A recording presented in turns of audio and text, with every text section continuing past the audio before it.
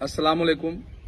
मैं आज बिहार के तमाम ऑल इंडिया मजलिस इत्तेहादुल मुस्लिमीन के कार्यकर्ताओं को, नेताओं को संबोधित करने जा रहा हूं। आप राजनीतिक घटनाक्रम देख रहे हैं किस तरीके से आज सुबह अख्तरुल ईमान साहब के फेसबुक आईडी पर मुझे अपने निष्कासित होने की खबर मिली और उसके बाद ही सैकड़ों लोगों के फोन, मैसेज, स्क्रीनशॉट आने शुरू हो गए। तो मैं हैरान हुआ, परेशान हुआ और मैंने देखा, उसमें जब मैंने देखा तो उसमें लिखा हुआ था कि मैं किसी निर्दलीय प्रत्याशी को समर्थन दे रहा हूं। तो देखिए, उसमें मैंने व्यक्तिगत तौर पर एक हमारे नरपतगंज प्रखंड के ही प्रत्याशी हैं जो लोकसभा मैदान में हैं। पूर्व में ये डीएसपी रह चुके हैं, काफी पढ़े लिखे हैं और बहुत होनहार लोग हैं। पटना में ये प्रोफेसर हैं साइंस कॉलेज के। तो मुझे लगा कि 9 उम्मीदवार में ये उम्मीदवार अच्छा है। तो मैंने इनके बारे में लोकसभा चुनाव के दरमियान ही किशनगंज में अपने बिहार के रियासती सदर जो हमारे अख्तरुल ईमान साहब हैं, मैंने उनको पूछ लिया था कि भाई साहब आप किसको वोट करें। कार्यकर्ता पूछ रहे हैं, अररिया में तो उम्मीदवार नहीं दिया गया। अब अररिया का जो खेला हुआ वो तो आपको पता है। तो उन्होंने कहा कि नहीं, आप लोग अपने हिसाब से देख लीजिएगा। तो ये बातें हमारे दिमाग में थी। तो मैंने इंडिपेंडेंट तौर पर, व्यक्तिगत तौर पर उनको अपना समर्थन दिया। मैंने वोट देने का उससे वादा किया, क्योंकि ये कभी नहीं हो सकता है कि हम भाजपा को वोट दें। और उससे भी ज्यादा बुरी बात है कि मैं उनको भी वोट नहीं दे सकता हूं जो हमारी कयादत को समाप्त करने की साजिश करी, हमारे पार्टी के 4 एमएलए तोड़े। लेकिन आदिल हसन और इश्तियाक ने उनसे साठगांठ किया और अररिया के उम्मीदवार को लास्ट टाइम में नट दिया, उसको इग्नोर कर दिया, क्योंकि उनसे उसकी साठगांठ हो गई थी। तो आपको बता दूं कि ये जो जिस बांस पर बैठे बोगला, जिस दरबार में बैठे चुगला, वो दरबार ऐसे ही समाप्त हो जाएगा। तो अख्तरुल ईमान साहब के दरबार में आदिल हसन और इश्तियाक अहमद जैसे लोग हैं।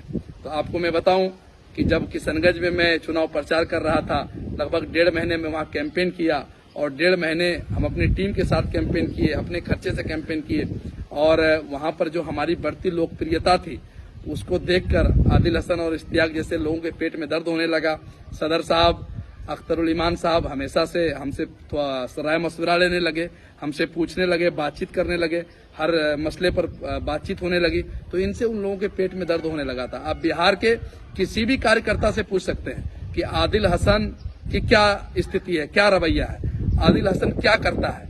आदिल हसन पार्टी में अख्तरुल ईमान साहब के नाम पर जो उगाही करते हैं और उससे जो अपना घर चलाते हैं, अपना जो है वो जेब भरते हैं, ये किसी से छुपा हुआ नहीं है। किसी भी अगर जिला अध्यक्ष से पूछ लिया जाए या किसी भी बड़े नेता से पूछ लिया जाए तो वो आदिल हसन के रवैये से परेशान है, त्रस्त है। वो बिल्कुल नहीं चाहते हैं कि बिहार में पार्टी मजबूत हो। वो तो अख्तरुल ईमान साहब को हराने के लिए पुरजोर कोशिश किया है। जब किशनगंज में मैं कैंप कर रहा था उस समय मैंने कहा कि सदर साहब को, बड़े भाई आपको हराने के लिए आदिल हसन और इश्तियाक ने तो पूरी तैयारी कर ली है। तो इस बात को लेकर आदिल हसन से सौकाउज किया गया था, पूछा गया था। तो ये सब बातें उसके दिमाग में थी और हमसे उसकी जो है नोकझोंक भी हो गई थी। तो इसी एक बहाने का इंतजार था और बिना नोटिस के एक जिला अध्यक्ष को फेसबुक के माध्यम से बर्खास्त करना कहीं न कहीं लोकतांत्रिक पार्टी के लिए गंभीर विषय है। ये पार्टी प्राइवेट लिमिटेड कंपनी नहीं है, याद रखो आदिल हसन। ये पार्टी बैरिस्टर असदुद्दीन ओवैसी साहब के अब्बा और दादा हजूर के बनाए हुए हैं। आपके दादा ने ये पार्टी नहीं बनाई थी। हाँ, कुछ दिन पहले से आप पार्टी में हैं, लेकिन पार्टी को प्राइवेट लिमिटेड कंपनी की तरफ अगर आप चलाने का प्रयास कर रहे हो तो ये सरासरी गलत है।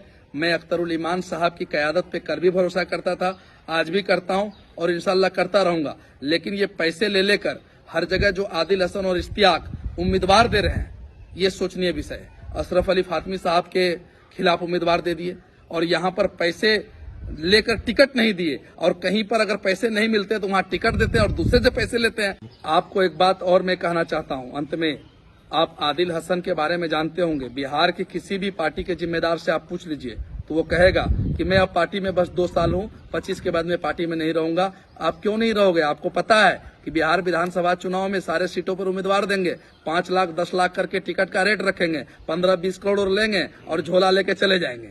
ये उसकी नीयत है। आप बिहार वासी और बिहार के तमाम पार्टी के नेता कार्यकर्ताओं को मैं कहना चाहता हूं, आदिल हसन को अपने जिले में घुसने मत दीजिए। ये आदिल हसन आपको लूटने आए हैं, ये लुटेरा है। एक बार मुगल आए थे, अभी आदिल आ रहा है, उससे परहेज रहने की जरूरत है। अस्सलाम वालेकुम।